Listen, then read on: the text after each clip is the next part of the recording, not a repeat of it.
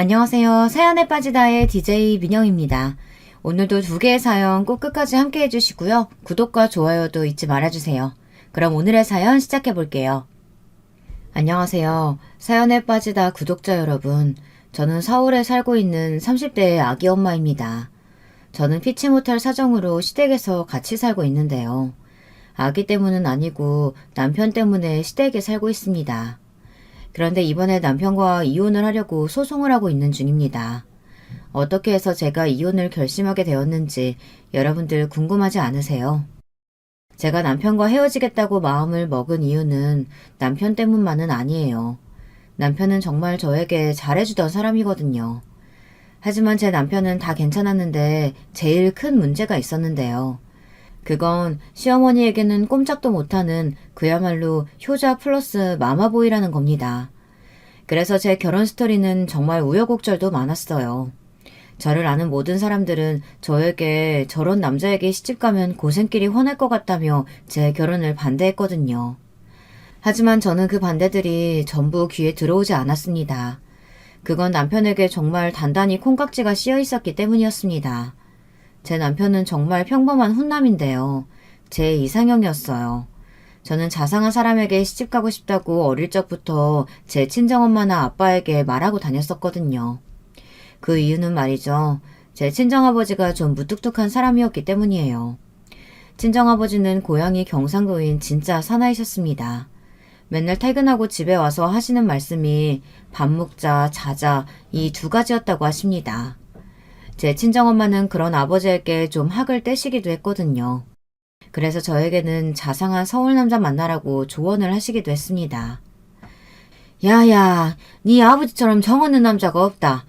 그러니 너는 그 자상한 서울 남자 만나라. 알았나? 내 저 양반 입에서 한마디 이상 말 나온 걸 본 적이 없다. 니는 그런 남편 만나면 속이 팍 썩어본다. 알았다. 내도 아버지 말 없는 거 아주 잘한다. 나는 진짜 서울 가서 자상하고 귀여운 사람 만날 거다. 이렇게 서울에 올라와 만나게 된 것이 제 남편이었습니다. 저는 대구에서 태어나 대구에서 고등학교까지 나왔습니다. 그리고 대학을 서울로 갔는데요. 제 자랑을 하는 것 같지만 제가 공부를 좀 잘했거든요. 그래서 서울에 있는 대학으로 유학까지 가게 된 거였습니다. 제 가족에 대해 먼저 소개를 드릴게요. 저는 대구의 작은 역의 영무원이었던 아버지와 전업주부 어머니 사이에서 자라났습니다. 여동생 하나랑 늦둥이 남동생 하나가 있어요. 아버지는 어머니와 결혼하셨을 당시에 갓 영무원이 되셨다고 합니다. 그러다가 계속 승진을 하셔서 대구 근처 작은 역에 역장으로 퇴임을 하셨어요. 아버지는 공무원이셨지만 권력이나 승진 욕구 같은 건 전혀 없으신 분이었어요. 그저 무뚝뚝하게 자기 할 일만 열심히 하시다가 퇴임을 하셨습니다. 그렇게 저희 삼남매는 대학에 들어갈 때까지 과외나 학원은 문 근처에도 가본 적이 없었네요. 다른 친구들은 엄마에게 학원 다니게 해달라고 조르면 무조건 학원을 보내주고 피아노나 미술도 척척 하는데 저는 공부밖에 할 수 있는 게 없었습니다. 게다가 아이가 셋이다 보니까 어머니는 저희들을 먹이고 입히는 데에만 해도 항상 생활비가 빠듯하셨다고 합니다. 시골 영무원 월급이 얼마나 되었겠어요. 그래서 어머니는 밤마다 뜨개질을 해서 동네 아줌마들에게 아이들 옷을 만들어 파시거나 미싱을 사서 저희들의 옷들을 직접 만들어서 입히기도 하셨습니다. 어릴 적에는 아무 생각 없이 입혀주는 대로 입잖아요. 그래서 몰랐는데 초등학교 들어가니 다른 애들이 저한테 왜 메이커도 없는 옷을 입었느냐고 물었어요. 야, 미연아, 너 이상한 옷 입었네. 와, 네 옷은 맨날 한 가지 색으로 되어 있노. 거기다 메이커도 없고 이상하다. 네 옷 어디서 주운 거 아이가? 아니다. 내 이 옷 우리 엄마가 만들어준 거다. 그러니까 우리 엄마가 얼마나 솜씨가 좋은데. 에이, 그게 아니겠지. 니네 엄마가 옷 사줄 돈 없으니까 만들어 입혔다 아이가. 초등학교 친구들은 이렇게 저를 놀리면서 무시했습니다. 저는 우리 집이 가난하다는 것을 그때 절실하게 알게 되었어요. 저는 속상해서 그 자리에서 엉엉 울었습니다. 그랬더니 선생님이 무슨 일이냐고 달려오신 거였습니다. 선생님은 울고 있는 저를 토닥거리며 인자하게 말씀하셨어요. 선생님은 어머니 솜씨가 좋기만 한데? 그러니 미연아, 울지 마. 그리고 엄마에게 고마워야 해. 어머니는 너희들을 어떻게든 잘 키우시려고 옷도 직접 만들어 입히시는 거니까. 꼭 비싼 게 좋은 것만은 아니야. 그걸 잘 생각하렴. 앞으로 네가 살아갈 때 잊지 말아야 할 덕목이니까. 저는 선생님의 그 말씀이 아직도 기억이 납니다. 그 후부터 저는 아이들이 뭐라고 놀리든 대꾸를 하지 않았어요. 애들도 제가 상대를 안 해주니 금방 저에게 흥미를 잃더라고요. 그리고 저는 그때부터 명품이나 브랜드 옷들에 대한 허영심은 아예 지워버렸습니다. 옷이라는 건 추위를 막아주고 튼튼하기만 하면 되는 거라고 생각했고요. 그 생각은 제가 살면서 쇼핑할 때나 물건을 사야 할 때 중요한 지표가 되었습니다. 그런데 제 시어머니는 정말 명품이라면 사족을 못 쓰시는 그런 분이십니다. 그것도 전부 다 남편을 졸라서 얻어내는 것이고요. 시아버지는 부동산 사업을 하시는 분인데요. 그래서 저의 시댁이 좀 잘 사는 편에 속합니다. 이렇게 돈을 많이 버시긴 해도 시아버지는 항상 절약을 강조하시는 분이세요. 하지만 시어머니는 그런 시아버지 몰래 명품 가방을 사고 명품 옷을 사 모으는 허영심이 가득한 분이었습니다. 시어머니의 그런 면이 저랑은 좀 안 맞는 부분들이거든요. 그리고 제 시어머니는 아들밖에 모르는 아들 바보였습니다. 그것도 남편만 사랑하고 남편의 형님에게는 별 관심이 없으셨습니다. 부모로서는 정말 최악의 부모죠. 자기가 한 배로 낳은 아들들인데 어쩌면 그렇게 아주버님에게 하는 것과 남편에게 하는 것이 너무 다른 것이었어요.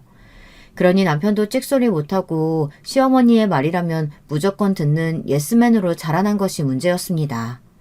저는 첫째 딸이라서 그런지 부모님이 저한테 기대는 많이 하셨지만 적당히 거리를 두고 사랑을 해주셨거든요.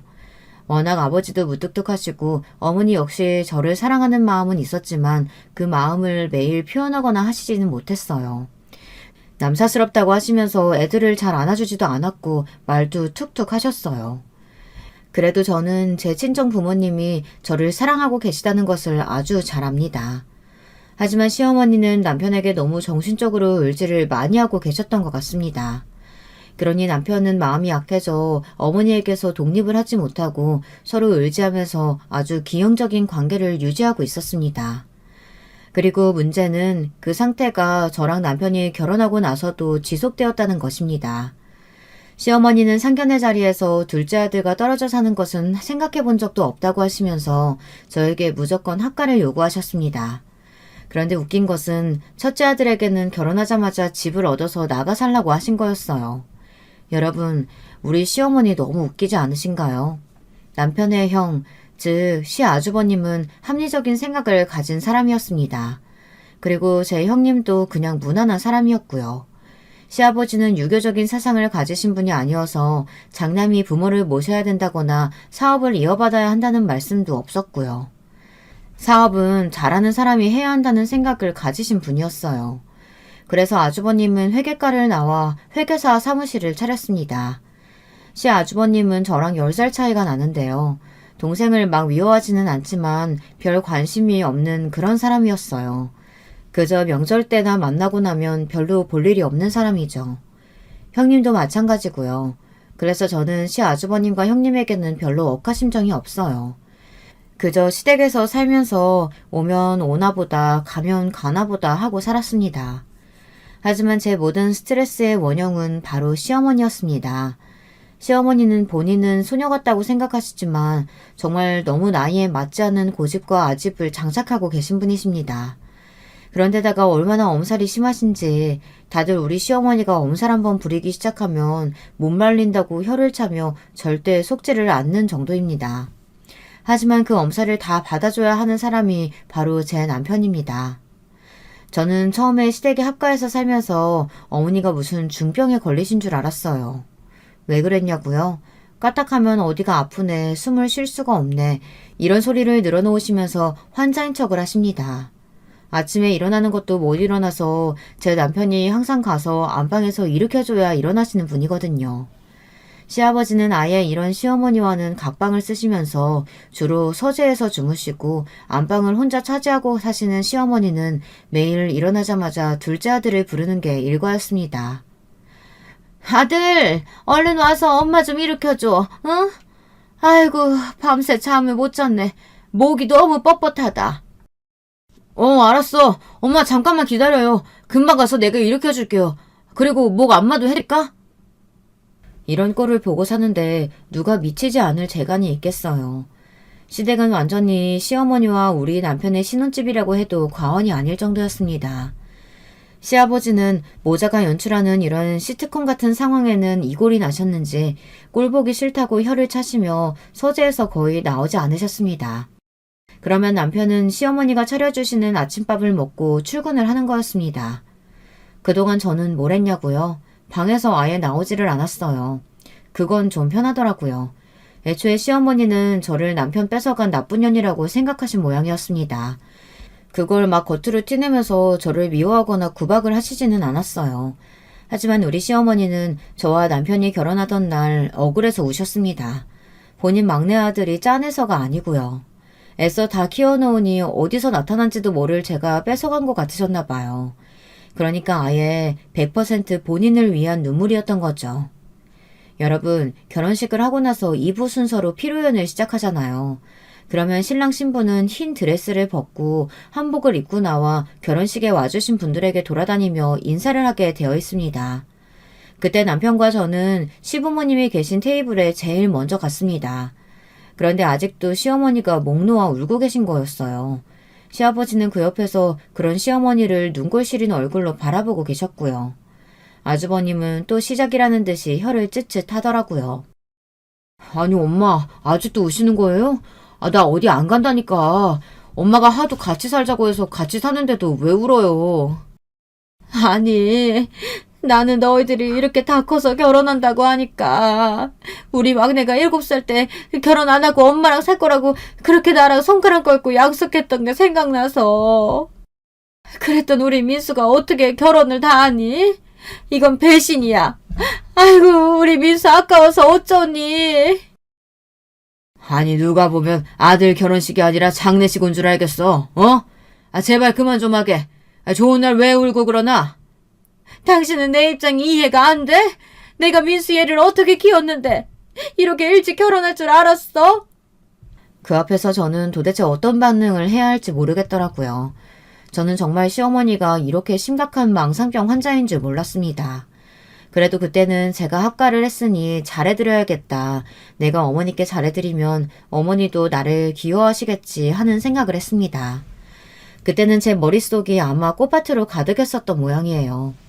사랑하는 남자랑 결혼을 했으니까 그 남자의 어머니도 제 어머니처럼 살갑게 대할 수 있을 거라고 착각을 했던 거였어요. 그런데 그건 정말 제 생각일 뿐이었습니다. 저를 미워하는 사람과 함께 산다는 건 얼마나 저를 깎아먹는 미친 짓이었는지를 몰랐던 거죠.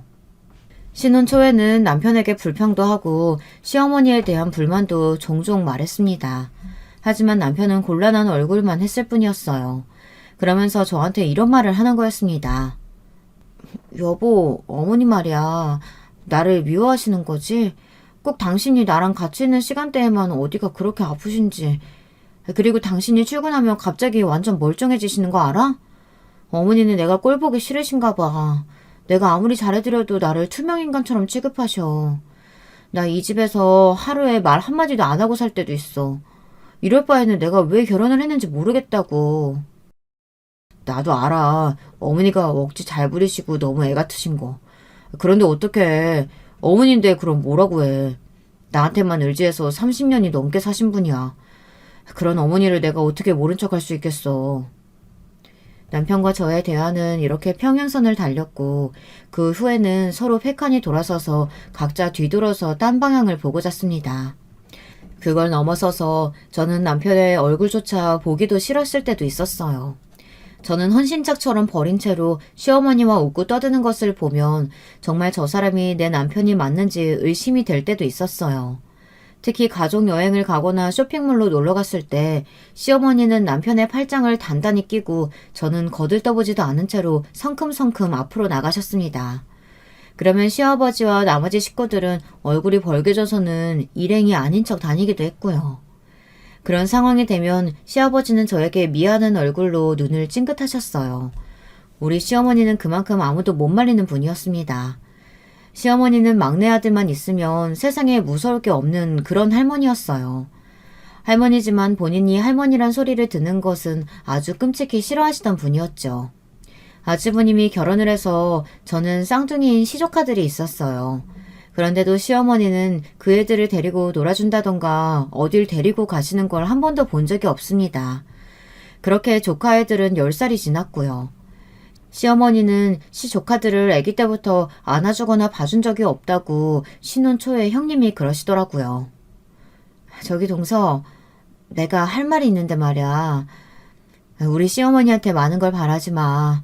우리 시어머니 말이야. 내가 애들 둘 키울 동안 우리 아들들 한 번도 봐준 적 없는 분이야. 잠깐 봐준 적도 없으시고. 아마 동서 애들한테는 다를지도 모르겠다. 그렇게 죽고 못 사는 도련님의 아이니까 말이야. 어머, 그러셨다고요? 어떻게 그럴 수가 있어요? 아무리 시아주버님이랑 대면대면해도 손주는 이쁜 거 아닌가요? 그런데 시어머니 정말 대단하시다. 알겠어요. 어차피 저도 큰 기대는 안 했어요. 우리 남편만 그렇게 죽자고 싸고 도시는 분인데 어련하겠어요. 형님, 우리끼리 잘 살아요. 그들만의 세상에 있는 그 두 사람은 신경 쓰지 말아요. 오죽하면 제가 이런 말을 다 했겠습니까? 여러분들도 뭔가 짐작하시는 것들이 좀 있으시겠죠. 정말 시어머니는 우리 남편을 무슨 애인처럼 착각하고 자랑하고 싶어하는 그런 망상병 환자였던 것이었습니다. 그런 것 때문에라도 시어머니는 피부과며 에스테틱에 월 100만 원, 각종 운동에 또 몇백만 원, 그리고 명품샵에서는 VVIP 고객일 정도로 돈을 펑펑 물쓰듯 쓰고 다녔던 겁니다. 시아버지가 하도 돈을 많이 쓰는 시어머니에겐 언더리가 나서 카드를 막아놓자 시어머니는 몰래 아들 명의로 된 카드를 가지고 다니며 그렇게 긁어대더라고요. 그러면 아기를 재우느라고 집에 있는 저한테 카드 알림이 막 오는 거였어요. 저는 처음에는 눈을 휘둥그레 뜨고 놀라서 어머니께 전화를 했습니다. 도대체 돈을 얼마나 쓰시는 거냐고 말이에요. 여러분들 같으면 황당하지 않으실까요? 어머니, 오늘 1시간 만에 100만 원이 넘게 카드가 긁혔는데요. 어떻게 되신 거예요? 어머니 혹시 남편 카드 분실하셨어요? 어머, 그게 너한테 갔니? 아니다. 나 여기 백화점인데 오늘 신상 백이 들어와서 하나 지른 거야. 넌 신경 쓰지 마라. 어차피 네가 갚는 거 아니잖니? 우리 아들 돈 잘 버는 거 너도 잘 알잖니? 여러분들, 어떻게 하면 이런 논리를 펼칠 수가 있을까요? 아들이 번 돈을 자기 돈처럼 펑펑 쓰고 다니는 우리 시어머니, 저는 이해가 안 가더라고요. 아무리 아들이라도 결혼을 했으면 경제적인 독립을 해줘야 하는 거 아닌가요? 어떻게 아들 등에 빨대를 꽂고 사실 생각을 하는지. 그리고 시어머니가 진짜 아픈 것도 아니고 사지가 멀쩡하신데 돈도 하나도 안 버시면서 남편과 아들 돈으로 호의호식하고 있다는 게 저는 정말 기가 찼습니다. 저희 시어머니 연세가 몇인지 아세요? 이제 환갑이 조금 넘었습니다. 요즘은 60세면 노인으로 부르지도 않는다면서요. 그런데 몇 년 전에 환갑을 맞으신 우리 시어머니가 뭐라고 하셨는지 아세요? 세상에 남들도 하나도 안 하는 환갑잔치를 벌이고 싶다고 하시더라고요. 그리고 샤넬백을 사달라고 우리 남편을 막 졸라대는 거 있죠. 본인이 받은 샤넬백이 있다고 하시면서 환갑 일주일 전부터 아들 팔에 매달려 막 백을 사달라고 조르는데 가관도 그런 가관이 없더라고요. 남편은 곤란한 얼굴로 웃기만 할 뿐이었습니다. 제가 옆에서 도끼 눈을 뜨고 거절하라고 남편에게 무언의 압박을 가했거든요. 보다 못한 시아버지가 백은 무슨 백이냐고 정신 차리라고 시어머니께 무서운 얼굴로 일갈을 하셨습니다. 그랬더니 시어머니는 깜짝 놀라 심장을 부여잡고 또 연기를 막 하시는 거예요. 당신 정신이 있는 거야 없는 거야? 어떻게 아들한테 백을 사달라는 말을 서슴없이 하나? 한두 푼 하는 것도 아니고. 그리고 언제까지 막내 끼고 살 생각이야? 우리 며느리 눈 밑에 다크서클 안 보여? 얘는 얼마나 황당하겠냐고. 당신 같은 미친 시어머니 두고 사는 게 쉬운 줄 알아? 에휴, 얼른 얘네들 분가시켜. 아유, 깜짝이야. 어떻게 당신은 집안에서 큰 소리를 치는 거유? 내가 귀가 먹었어? 소리를 지르게? 내가 왜 우리 아들이랑 떨어져 살아야 되는데? 야, 너 막내 며느리, 네가 말해봐라. 너 분가하고 싶니? 애꿎은 불똥이 저한테 떨어졌습니다. 저는 금방 대답을 못하고 있었어요. 당연히 그런 마음은 굴뚝 같았지만 제가 분가하고 싶다고 답하면 우리 시어머니 성질상 막도 울면서 아들을 찾아 돌아다닐 게 뻔했고 저는 시어머니의 그 꼬락서니를 보기 싫었거든요. 그러니 제 남편이 또 나서서 중재를 해야만 했습니다. 어머니, 저 어머니랑 같이 살아도 돼요. 불편한 거 없지, 당신도? 불편한 거, 없지. 여러분, 남편이 못돼 처먹은 게 뭐였는지 아시나요?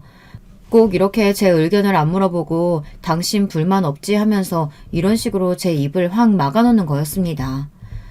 거기서 제가 뭐라고 할까요? 불편하다고 하면 또 시어머니를 저를 나쁜 며느리라고 모함하며 울고불고 난리를 칠 게 뻔한데요. 저는 그 상황 자체가 정말 불편했습니다.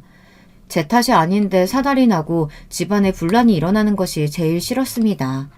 그래서 우리 아들을 낳을 때까지 그냥 참고 살았어요. 저는 남편을 밤에 같이 잘 때만 봤어도 아무렇지도 않았거든요. 사실은 진짜로 아무렇지 않았던 건 아니지만 그냥 참았어요. 남편을 애인처럼 생각하는 유별난 시어머니의 애기 노릇하는 남편을 볼 때마다 저는 냉소적이 되어갔습니다.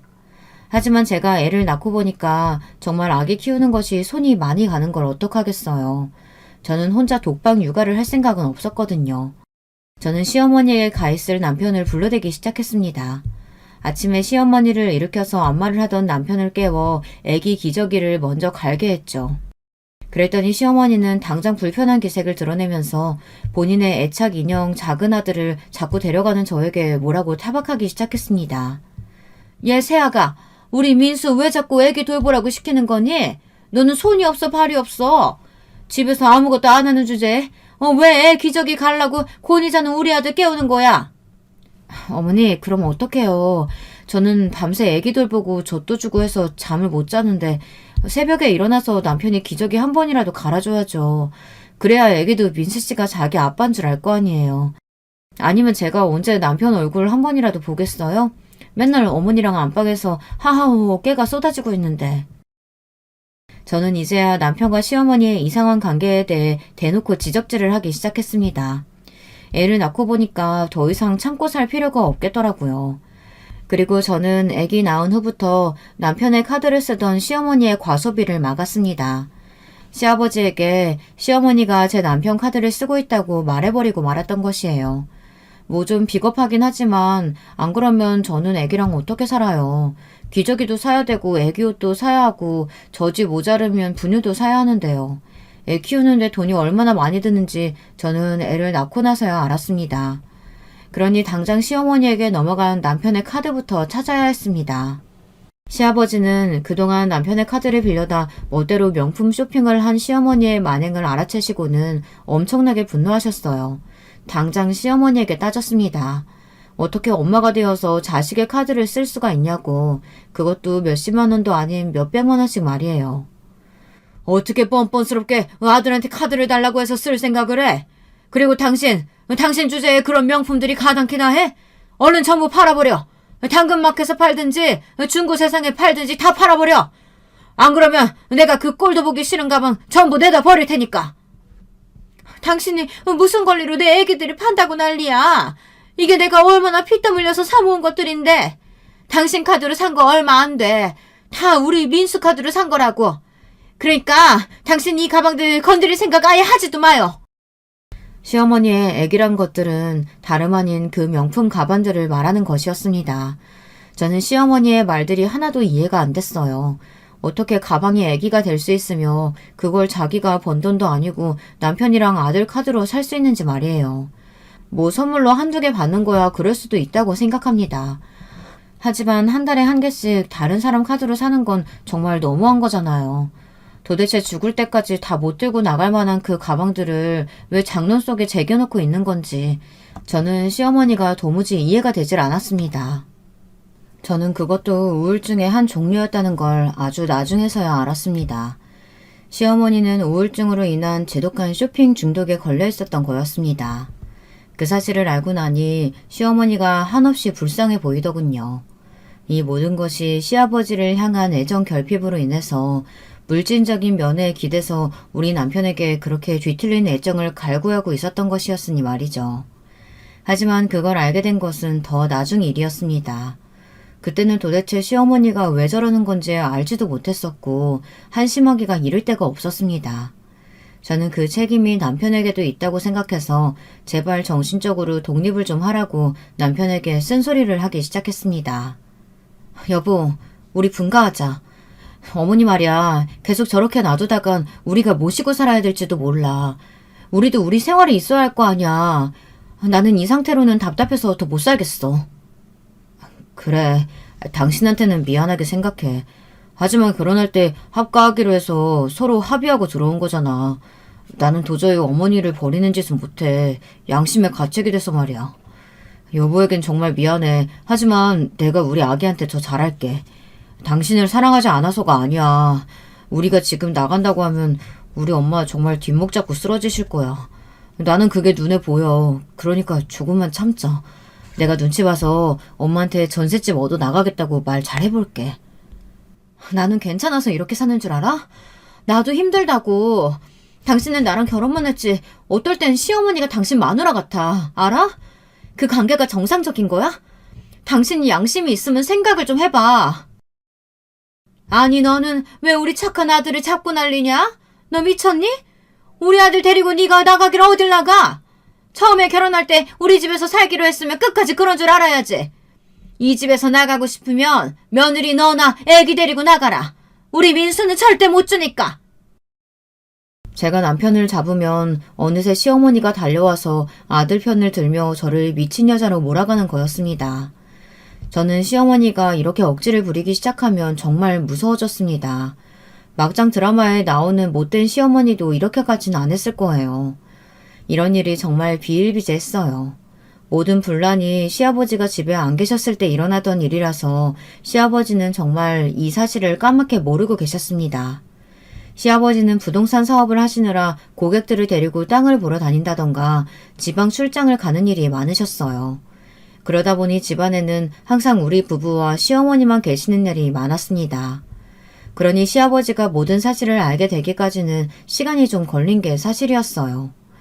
이렇게 살다간 제가 화병으로 미쳐버릴 것 같았습니다. 그래서 제가 남편 몰래 장롱에 비상금을 모아두기 시작했어요. 그건 나중에라도 우리가 전셋집을 얻어서 나갈 때를 대비해서 모아두었던 돈이었죠. 남편이 주는 생활비를 아끼고 먹고 싶은 것도 못 사 먹고 제 옷들도 하나도 안 사고 진짜 악착같이 모아둔 돈이었어요. 저는 결혼할 때 해왔던 폐물함의 바닥에 그 돈들을 숨겼습니다. 그렇게 1년 반이 지나 500만 원이라는 저의 피땀 어린 돈이 모였습니다. 그걸 그 다음 주에 은행에 가서 정기 예금에 넣고 이자를 모을 계획을 갖고 있었죠. 저는 그 돈만 보면 먹지 않아도 배가 불렀습니다. 생애 처음으로 거금이 든 통장을 제 이름으로 만들 생각에 꿈에 부풀어 있었거든요. 그런데 제가 장롱에 돈을 넣어둔 것을 아무도 모를 줄 알았는데 그게 아니었습니다. 어느 날 저는 저녁에 그 돈이 잘 있는지 확인하려고 장롱을 뒤졌는데 아무리 뒤져도 그 폐물함이 보이지 않는 거였습니다. 저는 정말 기절할 것처럼 놀랐습니다. 온 집안을 뒤지고 남편에게도 폐물함의 행방을 물었습니다. 당신 혹시 내 장롱 속 뒤졌어? 아니, 왜 그래? 뭐 없어졌어?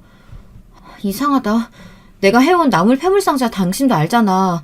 그게 통째로 없어졌어. 누가 가져갔나? 도둑 든 거 아니야? 어떡해. 나 거기 돈 좀 많이 넣어놨는데. 그게 정말이면 얼른 경찰에 신고하자. 어? 정신 차리고 그 폐물함 어떻게 생겼는지 알지? 그때였습니다. 시어머니가 우리 방에 쑥 들어오시더니 이렇게 말씀하시는 게 아니겠어요. 저는 정말 시어머니의 말을 듣고 어이가 없어 머릿속이 빙빙 돌더라고요. 글쎄 여러분들이 제 시어머니가 한 말을 상상이나 하실 수 있을까요? 예선이야, 그 폐물함 내가 쓸 일 있어 가져갔다. 네 시아버지는 돈 한 푼도 안 주고 카드도 뺏어가고 네 남편 카드도 네가 뺏어갔잖니? 그러니까 내가 우리 애기를 살 수가 있어야지. 그래서 네 폐물함 좀 빌렸어. 그 안에 마침 딱 500만 원이 있지 뭐니? 어머님, 그건 어떻게 하셨어요? 그 안에 500만 원 들어있던 거 어머니가 어떻게 아셨냐고요? 혹시 어머니 그 돈 가져가서 그놈의 망을 빽 사신 거예요? 제가 화가 나서 부들부들 떨며 물었더니 시어머니는 미간을 찌푸리면서 아무렇지 않게 대답을 하시는 거였습니다. 저는 그 대답을 듣고 정말 시어머니를 한 대 때리고 싶어졌습니다. 내가 받은 샤넬 신상백이 딱 마침 500만 원이더라. 그거 원래 세일도 안 하는 건데 마침 어제부터 백화점에서 세일을 하더라고. 그래서 내가 네 장롱 속에서 찾아서 이 핸드백 사왔잖니. 어때? 나한테 딱이지? 엄마, 아무리 백이 갖고 싶어도 그럼 나한테 얘기를 하지. 우리 와이프 돈에 손을 대면 어떡해요. 남편은 사직이 된 제 얼굴을 보고 무언가 불길한 기운을 느꼈는지 안절부절 못하면서 양심적으로 그날은 제 시어머니 편을 안 들더라고요.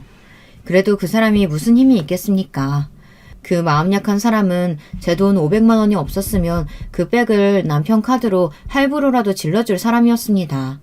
저는 너무 화가 나서 시어머니를 향해 삿대질을 하며 이성을 잃고 고래고래 소리를 질렀습니다. 어머니, 미치신 거 아니에요? 그거 엄연히 제 폐물함인데 어떻게 거기다 손을 대실 수가 있어요? 이건 엄연히 절도라고요, 어머니. 절도! 아니, 절도라니? 내가 내 며느리 비상금 좀 갖다가 썩기로 서니? 누가 뭐라고 한다는 거냐? 갚아주면 될 거 아니야? 네, 참 치사해서. 아니지. 갚긴 내가 왜 갚아? 며칠이면 내 생일인데 그까지 500만 원 내 샤넬백 생일 선물로 준 셈 치면 되지. 뭐라고요? 그게 왜 생일 선물이에요? 갈치지. 제가 왜 어머니 생일에 500만 원짜리 백을 해줘요? 어머니는 제가 시댁에서 들어와서 사는 동안 선물 한번 해준 적이나 있으세요? 제 생일이 언젠지는 아시고요? 다 됐고요. 그 백 당장 물러서 제 돈 갚으세요. 아니면 진짜 어머니 신고당할 줄 아세요.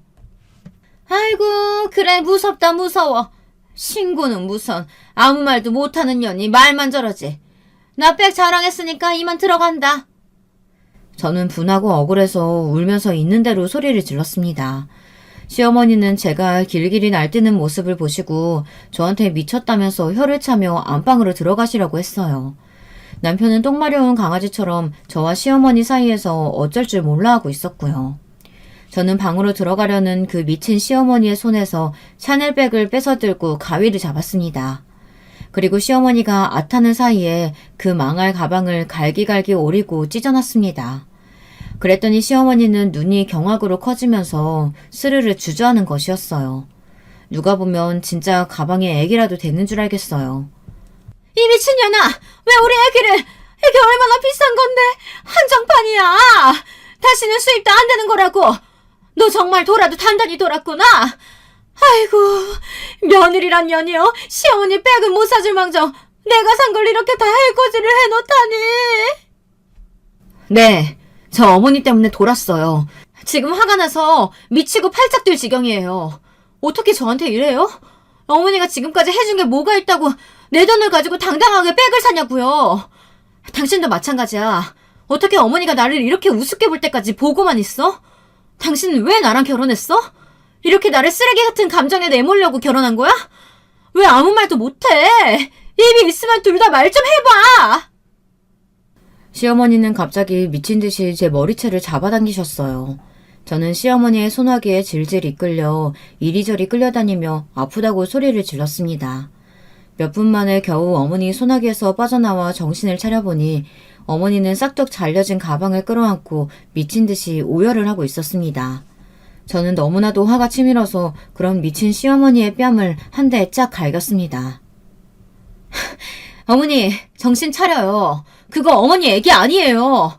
그리고 어머니, 이제 절도죄로 고소당할 줄 아세요. 어머니 때문에 저는 민수 씨랑도 이혼할 거니까요. 우리 애는 제가 데리고 가요. 이런 미친 집안에 한시라도 갇혀 있고 싶지 않아요. 그 후에 저는 펑펑 울면서 우리 방으로 들어가서 되는 대로 캐리어에 짐을 싸가지고 우리 아들을 업고 무작정 시댁 집을 나왔습니다. 제 남편은 급하게 저를 따라 나와 제 팔목을 잡았습니다. 그리고 화가 난 저에게 울면서 네가 참으라고, 시어머니가 어른이니 이겨먹으려 들지 말고 그냥 참아라, 이런 개소리를 하는 겁니다. 그래도 어머니 뺨 때린 건 사과해야지. 잘못했다고 빌자. 이자료도 들어가서 어머니께 잘못했다고 하면 내가 500만 원 대출받아서라도 네 통장에 채워줄게. 저는 이런 남편놈의 답답한 소리를 듣자 더 열이 받아버렸어요. 등에 업은 아기는 울고 있고 남편은 시어머니한테 사과하라면서 제 마음을 몰라주고 있잖아요. 저는 정말 그날 실신을 하지 않은 게 용할 지경이었습니다.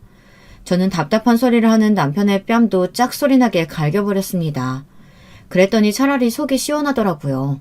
저는 어안이 벙벙한 채로 저를 쳐다보는 남편의 면상에 대고 이렇게 소리를 쳤습니다. 너도 마찬가지야. 네가 시어머니 버릇 다 망쳐놓는 못된 자식이라고. 시어머니가 잘못한 게 있으면 따끔하게 이야기를 해야지. 그걸 네 엄마라고 편들어주고 앉았니? 너랑 네 엄마 둘 다 제정신 아니야. 그러니까 니네 엄마랑 둘이 손잡고 정신병원에나 가봐. 우리 아들 이런 미친 집안에 놔둘 수 없어. 이제 이혼이야. 난 그래도 네가 정상인인 것 같으면 내 편 들어줄 줄 알았어. 그런데 넌 끝까지 시어머니 편이구나. 이제 됐어. 우리는 여기까지인 것 같다. 너 같은 새끼는 그냥 네 엄마랑 둘이 살아야 하는 종자야.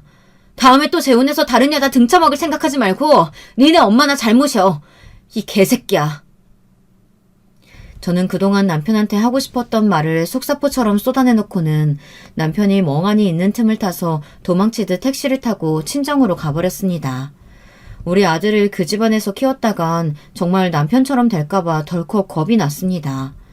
그래도 아직 아기니까 남편이 없어도 제가 취직만 하면 우리 아들 하나쯤은 먹이고 입히고 살 수 있을 거라고 생각했어요. 그리고 당연히 지저분한 소송을 해서라도 양육비는 받아내고 말 겁니다. 그동안 제가 시어머니에게 당한 게 있는데 어떻게 위자료 한 푼 없이 나갈 수 있겠어요. 친정에 돌아오니 정말 마음이 편해지면서 눈물이 하염없이 쏟아지는 것이었습니다. 친정엄마는 제가 큰 가방을 끌고 울면서 애를 업고 들어오는 것을 보자 무슨 일이냐고 물으시면서도 눈을 휘둥그레 뜨셨어요. 저는 오늘 일어난 일을 친정엄마께 모두 말씀드렸습니다. 그랬더니 우리 친정 부모님 두 분 다 화가 나서 어쩔 줄을 모르시더라고요. 어떻게 합가했다고 며느리 돈을 훔쳐다가 백을 살 생각을 하냐고, 부모가 아니라 철없는 망나니 딸 같다고 말이에요. 아니 친딸이라도 그런 간 큰 짓거리는 못할 거라고 하며 시어머니를 고소해야겠다고 하시더라고요. 저는 드디어 제 편이 생긴 것 같아 더 서럽게 울어버리고 말았습니다. 그동안 결혼한 후에 시댁에서 합가해서 살면서 제가 겪은 일들은 이것보다 훨씬 더한 것들이었습니다. 그나마 제가 지금은 많이 순화해서 말씀드린 것이었어요. 물론 제 이혼 변호사에겐 하나도 빠짐없이 전부 말했죠. 제 하소연을 듣던 이혼 변호사 역시 기가 막혀서 입을 딱 벌리고 할 말을 잃었다고 하시더군요. 자기가 그동안 들어본 사건 중에 탑 3급에 드는 미친 시어머니라고 말이죠. 변호사 선생님은 일단 시어머니는 절도죄가 성립하고 민사상으로도 형사상으로도 빼박 징역이나 벌금으로 처분할 수 있다고 하더라고요. 저는 독해지기로 마음을 먹고 시어머니의 집으로 고소장을 보냈습니다. 그리고 남편과의 이혼 서류도 같이 보냈죠. 그랬더니 며칠 후 시아버지에게 조용히 한번 만나자고 전화가 오더군요. 저는 아버님께는 마음이 약해질 것 같아 제 친정아버지를 대동해서 나갔습니다. 친정엄마는 대구집에서 제 아들을 봐주시기로 하셨습니다. 친정엄마는 사돈의 얼굴을 보면 마음이 약해질지도 모르니 절대 보지 말고 절대 합의는 없다는 말만 하라고 저에게 세뇌하듯이 말씀하셨어요. 저는 비장하게 고개를 끄덕이고 나갔습니다. 그래도 혼자서 당하는 것보다는 제 아버지가 같이 계셨으니 든든한 마음이 있었어요. 시아버지가 나와 계신다는 커피숍에 가보니 아버님 역시 남편과 함께 나와 계시더군요. 남편은 제 얼굴을 보자마자 얼굴이 붉어지더니 당장 일어나 따질 것처럼 씩씩거리기 시작했습니다. 그런 남편의 얼굴을 보는데 저는 정말 사람이 저렇게까지 못나 보일 수 있나 하는 생각까지 들더라고요. 제 이상형이었던 자상한 남편감은 어딜 가고 분노로 얼굴이 일그러진 못생기고 초라한 남자가 하나 있는 거예요. 그 모습을 보니 남편에 대한 아무런 기대도 없어지더군요. 아, 정말 이 사람과 헤어지길 잘했다 이 생각밖에 안 들었습니다. 사돈 나오셨군요. 정말 죄송합니다. 우리 아들놈한테 자세한 이야기 다 들었습니다. 그저 우리 못난 마누라가 다 잘못한 일입니다. 그러니 조금이라도 어떻게 선처가 안 될까요? 아버지, 그럴 필요 없어요. 선이가 멋대로 어머니 때리고 집 나간 건데 왜 우리가 빌어요? 선이야, 네가 말해봐. 네가 우리 아빠하고 나한테 빌어도 모자랄 판이야 지금. 시아버지는 시댁 집안에서 유일하게 상식적이고 이성적인 분이셨기에 무조건 잘못했다고 빌러 나오신 듯 했습니다. 그랬더니 남편이 옆에서 시아버지께 사과하지 말라고 자기는 저한테 배신당한 거라면서 마구 화를 내더라고요. 그리고 제 탓인 양 제가 미친 여자인 양 모든 상황을 그렇게 몰아가려 했습니다. 저는 남편의 그런 모습을 보고 엄연히 모든 상황을 알고 있는 우리 친정아버지가 있는데도 저러고 싶을까 그런 생각만 들었습니다. 어떻게 손바닥으로 하늘을 가리려고 하는 건지 남편이 저렇게 된 데에는 시어머니의 잘못된 교육과 맹목적인 애정이 쌓이고 쌓여 그렇게 된 것이겠죠. 제가 분노로 부들부들 떠는 것이 느껴지자 친정아버지는 가만히 제 손을 잡아주셨어요. 그리고는 침착한 목소리로 시아버지를 똑바로 보며 말씀하셨습니다. 저는요, 영무원으로 지내다 퇴직을 해서 그런가 그냥 이번 일이 우리 인연이 잘못됐다고 봅니다. 사돈댁에 사부인하고 제 딸이 상성이 안 맞아가 그런 거라 생각하십시오. 라고 잘못은 그 짝이 했으니까 그에 상응하는 정신적, 물질적 손해배상은 꼭 하셔야 할 겁니다.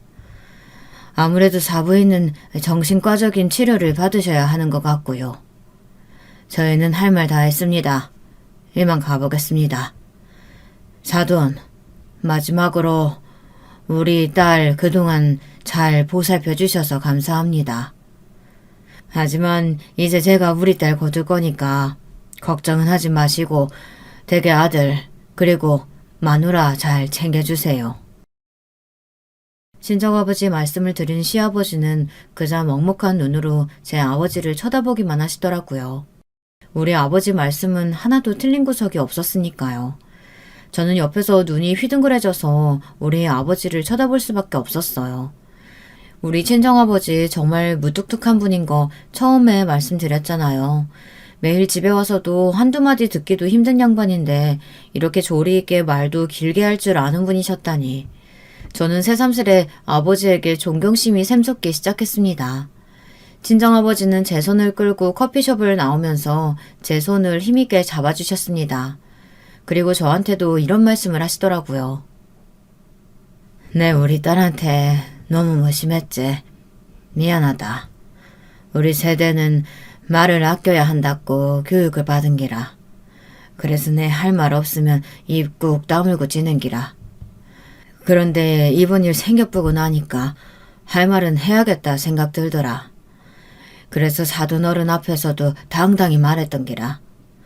우리 딸 그동안 시댁살이 살면서 얼마나 속이 썩었겠나. 그러니 우리 집으로 돌아가자. 이 아버지가 맛있는 미역국 끓여줄 테니까 집에 가서 우리 밥 먹자. 와우 너. 친정아버지의 의외의 다정함에 저는 어느새 굵은 눈물을 흘리며 엉엉 울어버렸습니다. 그렇게 대구로 돌아오는 차 안에서 아버지는 말없이 운전을 하시고 저는 한참을 흐느끼며 울었습니다. 그러고 나니 정말 날아갈 것처럼 속이 시원해지더라고요. 저도 주책이긴 하지만 사람은 울 일이 있을 때 참으면 나중에 속병이 든다는 것을 그때 처음 알았습니다. 이렇게 저의 3년에 걸친 험난한 시댁살이는 남편과의 사이다 이혼으로 끝이 났습니다. 그 후에 시어머니는 어떻게 됐느냐고요? 시아버지는 당장 남편과 시어머니를 떼어놓기 위해서 시어머니를 정신병원에 입원시키셨다고 합니다. 시아버지는 당장 남편과 시어머니를 떼어놓기 위해서 시어머니를 정신병원에 입원시키셨다고 합니다. 그리고 그 시어머니들의 애기들인 명품백들은 몽땅 다 처분해서 저한테 위자료로 다시 주셨다고 했습니다. 그 백들이 다 합해서 2억이 좀 넘는 돈이었는데요. 그 돈을 전부 저한테 주시고 시아버지는 저에게 편지를 보내서 이제는 아무 원망 말고 잘 살았으면 좋겠다고 하시더라고요. 그 시아버지의 편지 역시 저를 눈물나게 했습니다. 사실 제가 시댁살이를 하면서 그나마 의지되었던 사람은 바로 시아버지셨으니까요. 남편과 어머니는 둘이 한통속이 되어서 저를 괴롭히고 억지를 쓰고 가스라이팅을 하기만 했었거든요. 그런 저에게 항상 미안하다, 내 탓이다를 외치면서 사신 분이 바로 시아버지셨습니다. 저는 이혼 소송이 끝나면 서울 쪽으로는 침 한 번도 안 뱉을 생각이에요. 하지만 제 시아버지였던 그분께만큼은 고마운 마음을 가지고 있습니다. 아무래도 팔은 안으로 굽는다고 시아버지도 얼마든지 시어머니와 남편의 잘못을 모르는 척 은폐하고 싶으셨겠죠. 하지만 그러지 않고 공정한 판단을 해주신 게 그렇게 감사하더라고요. 여러분, 제 이혼 스토리는 여기서 끝이 난 것 같아요. 아직도 양육비와 해결이 안 된 몇몇 문제들이 남아있어서 진흙탕 싸움은 계속하지만요. 저는 요즘에 잠도 잘 자고 아기도 잘 커서 이제 두 돌이 되었어요. 아직 말은 못하지만 불안해하지 않고 잘 먹고 잘 자라주는 아들을 볼 때마다 감사합니다. 제가 만약 그 집구석에 계속 있었으면 시어머니와의 불화를 옆에서 보면서 우리 애가 불안함에 떨었을 거라고 생각하니 정말 끔찍한 마음뿐입니다. 그러기 전에 남편과 잘 헤어졌다고 생각합니다. 오늘 제 이야기가 여러분들에게 어떤 사연으로 다가왔을지 궁금하네요. 시원한 사이다 스토리였으면 좋겠습니다. 저는 정말 그랬거든요. 뜻하지 않게 아버지의 자상한 면을 본 것도 너무 좋았습니다. 아버지는 저의 보물 같은 분이 되었어요. 제가 친정에 온 후부터 아기도 잘 돌봐주시고 우리 어머니랑도 화해도 하셨거든요. 어머니가 3남매 키우시면서 고생을 많이 하셨다는 걸 손자보면서 알게 되었다고 아버지는 어머니에게 그동안 미안했다고 하셨습니다. 저희 친정아버지가 경상도 남자가 되다 보니 젊었을 적에는 그렇게 육아를 많이 도와주시지를 못했대요. 하지만 요즘은 허리가 아프신 어머니 대신 밥도 잘하시고 주민센터에서 개최하는 요리 아카데미에 다니시면서 국가 반찬 만들기도 이제 거의 달인이 되셨어요. 여러분, 저는 요즘 행복해요. 시댁에서 미친 시어머니와 남편의 환장의 케미만 보다가 우리 아버지 어머니가 티격태격 하시는 걸 보는 것이 훨씬 마음이 편하다고 할까요? 아기가 좀 더 크면 대구 시내로 분가해서 우리 아들과 둘이 살 생각입니다. 재혼은 꿈도 꾸지 않습니다. 우리 엄마는 제가 아직 30대니 적당한 남자가 있으면 다시 시집을 가라고 하시지만 저는 아들만 있으면 된다고 웃고 말아요. 아직은 그러고 싶지도 않고요. 제가 좋아서 결혼했는데도 이렇게 되어서 쫓아왔는데 어떻게 또 누굴 만나 감정 소모를 하겠습니까? 제 사연은 여기까지 하겠습니다. 긴 글 읽어주신 여러분들께 감사드립니다. 감기 조심하시고 평안한 날들 되시길 바랄게요.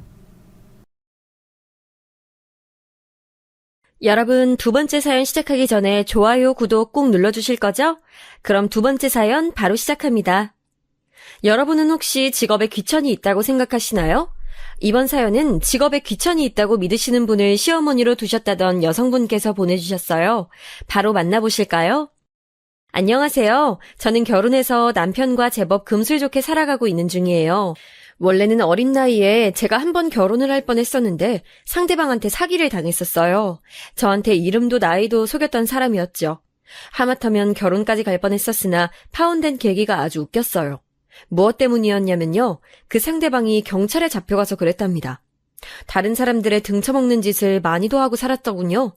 그때 저는 난생 두 번째로 경찰서에 가서 이것저것 조사까지 받았었네요. 만약 그때 상대방이 경찰에 잡혀 들어가지 않았다면 제가 어떻게 됐을지도 모를 일이었죠. 상대는 전문 사기 조직원의 일원인 것 같았으니까요. 저는 어쩌면 영화에서나 볼 법한 끔찍한 범죄의 피해자로 생을 마감했을지도 몰라요. 그 정도로 그 상대방은 저에게 모든 걸 속였어요. 치밀하게 말이죠. 지금에야 허탈하게 웃으면서 회상하지만 그땐 진짜 머리가 어떻게 되는 줄 알았어요. 1년 이상 만났던 남자였고 결혼까지 약속한 상태였는데 상대방의 모든 게 가짜였다니요? 세상이 저를 상대로 농간을 부린다고 생각이 들었더랬죠. 솔직히 그때의 심정은 콱 죽어버릴까 싶었던 것 같아요. 사회생활 경력도 사람을 만나보고 겪었던 경험도 적었던 저였기에 저 스스로가 너무 나약하고 바보처럼 느껴졌어요. 세상이 무섭더라고요. 사람 만나는 것이 꺼려졌어요. 하지만 삶을 그렇다고 포기하기엔 제 나이 24이라는 젊음이 아까웠네요. 저를 감쪽같이 속였던 그 정신나간 사기꾼한테 대었던 후유증으로 남자를 다시 만나긴 쉽지 않았어요. 그리고 후유증이 옅어져 가던 제 나이 27살 때 다시 그 사기꾼의 소식을 듣게 되었거든요. 기어이 감옥까지 갔던 그놈의 행방 따위가 제가 자발적으로 궁금해한 적은 없었는데요.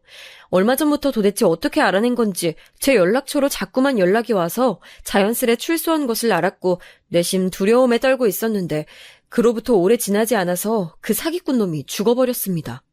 그놈의 수첩에 제 연락처가 남아있어서 경찰이 저한테 연락을 했고 그래서 알게 됐어요. 무섭더라고요. 왜냐하면 스스로 극단적인 선택을 한 것으로 보이진 않는다고 했거든요. 그럼 의미가 뭐였겠나요? 정말 무서운 인연이었다는 생각에 저는 이사까지 갔었네요. 그리고 또다시 남자 만나기가 두려워져서 당시에 지인의 소개로 호감을 가지고 연락을 주고받던 남자와는 그냥 헤어져 버렸어요. 이러다가 결혼을 못하는 건 아닐까 싶은 생각을 가지고 30대가 됐는데 어쩌다 보니 진짜 인연을 만나서 결혼까지 하게 되었지 뭔가요. 저는 남편을 처음 만났을 때 설마 이 사람하고 잘 될 거라고는 상상도 못했어요. 오랜만에 고등학교 동창하고 연락이 닿아서 만났는데 너무 좋더라고요. 그래서 종종 만나다가 이 친구가 한 번은 자기가 다니는 교회에 와보라고 그랬어요. 교회 근처에 맛있는 유명 식당이 있다고 예배 마치고 거기서 밥 준다고 하는 말에 못 이긴 척 가봤죠. 그 식당이 비싼 곳 같아서 제가 교회 참석 한 번과 교환을 한 셈이었네요. 그런데 예배를 마치고 잠깐 모임이 있더라고요. 지난 한 주간 어떻게 지냈는지 교류를 하는 시간이었는데 저는 그냥 꽂아 놓은 보릿자루처럼 친구가 속해 있는 모임에서 그냥 한 자리 차지하고 있었어요. 그런데 제 맞은편에 앉은 남자가 눈에 들어오더라고요. 왜 그랬냐면 표정이 너무 뚱해서 그랬습니다. 생긴 건 제법 멀끔한데 표정이 뭔가 불만이 많아 보였고 다른 사람들은 웃으면서 자기 이야기하는데 그 남자만은 말도 혼자서 되게 어색하게 하더라고요. 제가 그곳에서 꽂아 놓은 보릿자루였다면 그 남자는 마치 초대받지 않은 불청객 느낌이었달까요? 좀 웃긴 것 같아서 그냥 몇 번 관찰을 했던 것뿐인 그 남자, 훗날 제 남편이 됐지요. 2주 뒤 제 동창한테서 연락이 왔었어요. 같이 교회 모임에 있는 어떤 남자분이신데 그분이 너에 대해서 물어보시더라? 너 이제 교회 안 나오냐면서 그러시던데? 지난주에 너 교회 안 나온 것도 알고 계시더라. 뭐라고? 난 애초에 그때 일회성으로 한 번 나갔을 뿐인데 그날 딱 나를 보고선 기억을 한 사람이 있단 말이야? 그건 그렇다 치고 나에 대해서 왜 물어본 거래? 나한테 네 연락처 좀 알려달라고 그러시던데 그래서 내가 일단 너 만나는 사람 없다는 건 알려드렸어. 나 잘했지? 그리고 연락처도 알려드렸으니까 너한테 아마 곧 연락하실 것 같아. 아니, 나한테 말 한마디 상의도 없이 독단적으로 그랬단 말이야? 너 왜 그랬어? 너 미친 거야? 아니 도대체 나보고 어떡하라고 덜컥 내가 알지도 못하는 남자한테 나를 연결시켜줘. 제가 놀라서 펄쩍 뛰었죠.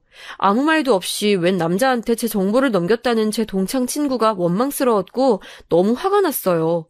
그런데 참 희한하죠? 그 남자가 누구인지 생김새 묘사조차 듣지 않았건만 저는 누군지 알 것 같았으니까요. 딱 한 번 교회에 나가봤던 그날 제 맞은편에 있었던 남자일 거란 이상한 확신이 제 안에 있었어요. 그리고 이튿날 모르는 번호로 연락이 와서 받아봤는데 진짜로 그 남자였습니다. 저를 처음 보자마자 관심이 가고 호감이 느껴졌었대요. 그래서 그날 긴장하느라 표정도 굳어있고 모임에 집중하지 못해서 말도 횡설수설하고 그랬던 것이라고 설명을 하더라고요. 그 얘기를 들으니까 괜히 귀엽게 느껴졌어요. 그래서 만나게 됐고 본격적인 연애를 시작했던 거죠. 참고로 남편은 집안에서 혼자 교회를 다니고 있다 그랬어요. 대학 다닐 때 친구 따라서 교회를 다니게 됐다가 정착한 경우라고 하더군요. 가족들한테도 전도를 해보려고 했지만 번번이 막혀서 그냥 속 편하게 혼자 다닌다고 했습니다. 남편이 생긴 것만 보면 쉽게 접근하긴 어려운 인상이거든요. 부드럽거나 편한 이미지가 아니에요.